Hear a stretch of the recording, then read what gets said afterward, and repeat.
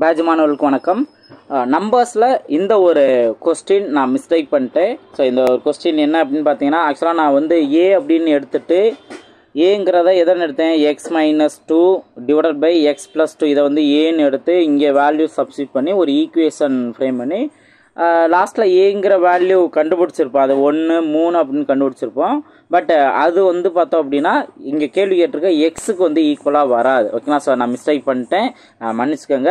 இப்போ இதை எப்படி நம்ம கரெக்ஷன் என்ன, இதை எப்படி நம்ம சால்வ் பண்ணலாம் அப்படின்னு பார்த்தீங்கன்னா, ஆப்ஷன்லேருந்தே நம்ம வேல்யூஸ் நம்ம சப்ஸ்டியூட் பண்ணிட்டு ஈக்குவலாக வருதா அப்படின்னு நம்ம செக் பண்ணுறோம். இப்போது ஃபஸ்ட்டு ஆப்ஷன் ஏ எடுத்துக்கோங்க. எக்ஸோட வேல்யூ 1 இருக்கலாம், அதே போல் எக்ஸோட வேல்யூ 3 இருக்கலாம், இந்த மாதிரி சொல்லிட்டாங்க. ஓகேவா?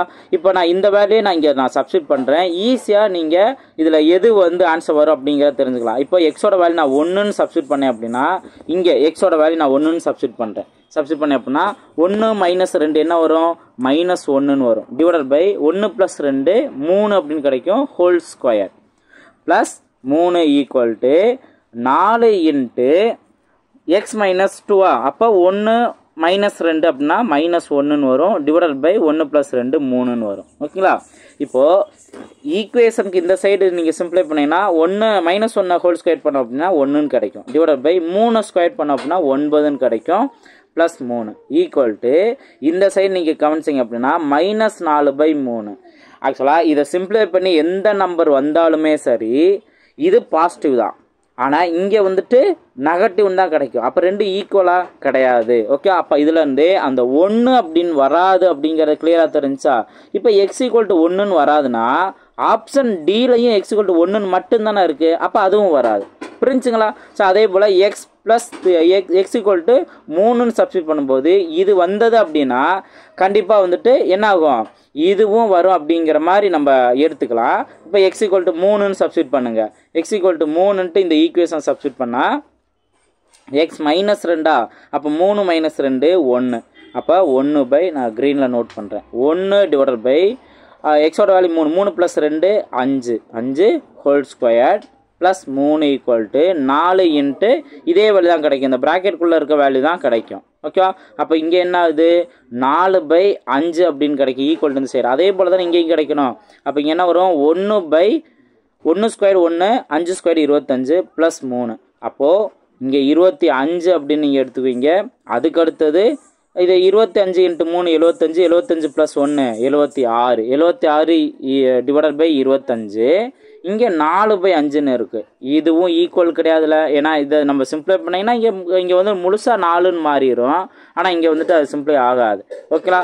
அப்போ இது ரெண்டு ஈக்குவலாக இல்லை. அப்போ 3 இல்லை அப்படின்னா ஃபஸ்ட் ஆப்ஷனில் இருக்க அந்த 3 இல்லை, ஆப்ஷன் பியில் இருக்க அந்த 3 இல்லை. அப்போ இதுலேருந்தே உங்களால் கிளியராக தெரிஞ்சுக்க முடியுமா? ஏன்னா எதையுமே செக் பண்ணாமலே ஆப்ஷன் சி தான் அதற்கான சரியான ஆன்சருங்கிறத உங்களால் கண்டுபிடிக்க முடியும். புரிஞ்சுங்களா? ஏன்னா 1 நம்ம செக் பண்ணோம், சேர்ந்து 3ஓட சேர்ந்து இருக்க 1 வராது, தனியாக இருக்க அந்த 1 வராது. புரிஞ்சுங்களா? அதே போல் 3 அப்படிங்கிறது சேர்ந்து இருக்க இந்த 3 அப்படிங்கிறத நம்ம பார்த்தோம்.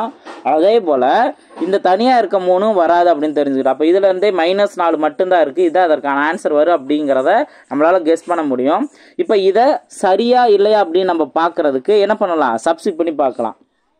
இதே போலே சப்ஸ்டிட் பண்ணி பார்க்கலாம். பாருங்கள், எக்ஸ் வேல்யூ நான் -4 அப்படின்னு நான் சப்ஸ்டிட் பண்ணுறேன். சப்ஸ்டிட் பண்ணும்போது என்ன கிடைக்குதுங்கிறத பாருங்கள், x-2. அப்போ எக்ஸோட வேல்யூ -4னா -4 - 2 சேர்ந்தது -6ன்னு வரும்.